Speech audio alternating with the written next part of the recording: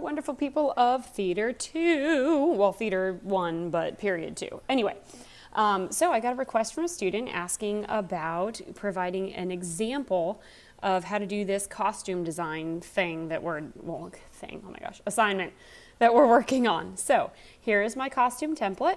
You could either print these off. They are now attached to the assignment. They were not attached the first day. That's my bad, sorry. But they're there now.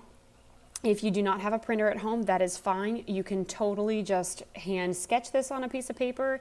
If you're looking at it on a computer or an iPad, something that's large enough or big enough of a screen that you can make one that's close to the full size of a page, then you could always take a piece of paper and actually legit just like tape it up to your screen or hold it up to your screen or lay the screen on the floor if it's an iPad and put it on top and then turn your brightness all the way up and just trace it onto a piece of paper. That's fine too.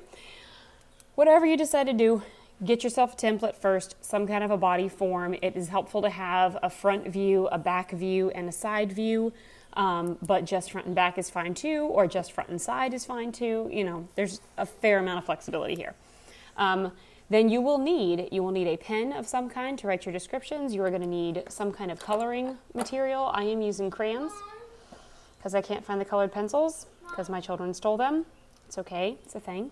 And then the first step, of course, is to think about your character. There are several questions on Edsby that you should be answering to kind of reflect on that character, think about what that character would wear based on their personality. I am going to be doing a costume for a zombie because that sounded like the most fun for this example. All right, so if it's a zombie is someone who has, and again, I'm not worried about makeup yet, right? Immediately I want to jump to makeup, but I'm not worried about makeup yet. I'm just worried about clothes. So zombies, usually we're talking about their outfit has probably kind of fallen apart because they have died and then not been dead anymore, decaying flesh, blood, all kinds of things that happen. So therefore, they're probably going to have a pretty gritty behind outfit. Maybe my zombie, yes, like ripped shirts and stuff. Sorry, Wyatt is helping.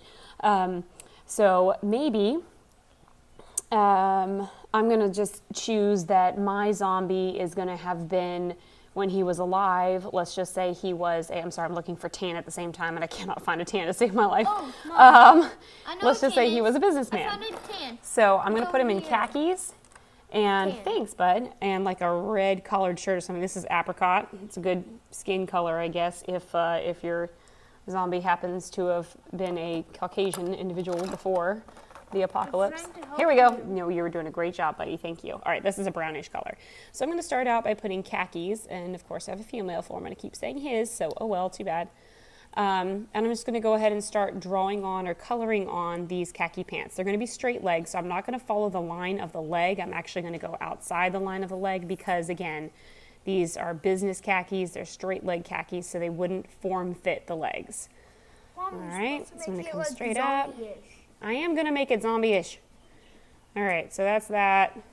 The legs get colored in, right? Yeah, but you have to make it ripped. I'm going to make it ripped. Chill out, Jez. Oh, my gosh. I'm trying to help. Thank you for helping. So now that I have rethought this, I'd actually probably want to make that pant leg ripped, so bear with me, guys. The bottom of that doesn't exist anymore, but crayons, so I can't erase. Anyway, but there is a ripped, one leg is ripped, not the other one. Maybe we have a funky, fun green sock that's sticking up above the shoe because weird people in offices. And then, ew, what happened to this crayon? Okay, never mind, sorry. Business shoes of some kind, probably, right? Maybe one of them is missing. Maybe this guy's ended up barefoot. I'm going to leave him barefoot, so that's going to be my artistic choice, all right? And then next thing, the top. So I want to think about what might this business person have worn on the top. Well, maybe he's got the funky green socks. So if he's got funky green socks, maybe he likes to have a little fun with other parts of his outfit as well. So we'll just say that when he became a zombie, he was in a teal colored, business colored shirt. So I'm going to start with my collar up here. Just want to kind of make those, make that a clear collar. All right, and then the crayon's maybe not the best, but oh well. And then I'm just going to color the rest of the shirt on. It used to be a long-sleeved button up. I'm going to add the buttons. They're awfully big. Again, crayons, yay. But they are the same color as the shirt because, yeah, tucked in, maybe overflowing slightly from the tuck. Get that nice and light around the buttons so you can still see the buttons sticking out. Okay, and then let's just say the other arm of the sleeve is gone. These used to be a long sleeve shirt, or it used to be a long sleeve shirt, but now it's gone. Maybe same thing on this side, but of course I don't want them to be even angles or be the same length on the rip. Yes, I've got both sleeves ripped, buddy, because it's not a uniform thing. It shouldn't be a uniform thing for this character because he is a zombie, right? Okay, so rip sleeve, boom, done.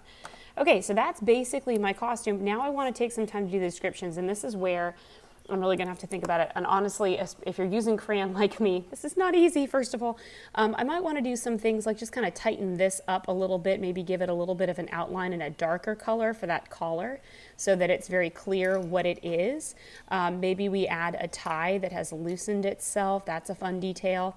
All right, and that might be in a different color slightly. Oh, I know. You can add some blood to like the rip spot. Yes, but blood is makeup, and we're not doing makeup yet. We're just doing costume, okay? Yeah, So if I were going to do this whole thing, I, of course, would finish drawing the back of this costume and the front or the side view of this costume, and I would maybe think of more details to add for those as well, all right? But from here, I'm going to start with my description. So for the shirt, it is a long-sleeved... oops, I just spelled sleeve wrong. Sorry. Long-sleeved cotton button down shirt. Both sleeves are ripped. I know I'm writing on the other body. Bear with me. I'm sorry. I wouldn't do that for an actual one. At different lengths. Okay, so that's the shirt, and it's, notice I've mentioned the material, it's cotton. I've told you that it's long sleeved, that it's a button down, so you know the style of shirt, you know the color of the shirt because it's there already, and you know the type of material, the type of fabric, right?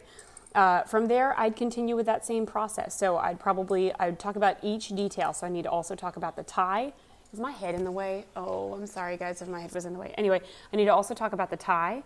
I need to also talk about the pants, the material that the pants are made out of, the style of pants, the fact that they're like straight leg, right, instead of form-fitting. I need to talk about the buttons are a detail. That's another detail I might want to talk about. I want to make sure that I mention the rips and the plans for the rips and everything in there. If I wanted to add patches, if I wanted to add other little unique details, great, awesome. The more, the merrier. And then just a strong description for each of those details. And that's about it. Okay, don't forget to answer your questions also for the character analysis piece before. And that taking the time to think about that character personality is really going to help you when you're trying to come up with those interesting details. Alrighty, if you still have questions, of course, please, oh my God, I can talk. Please feel free to reach out. And I love you guys. I hope you're having a great time in quarantine. Yay!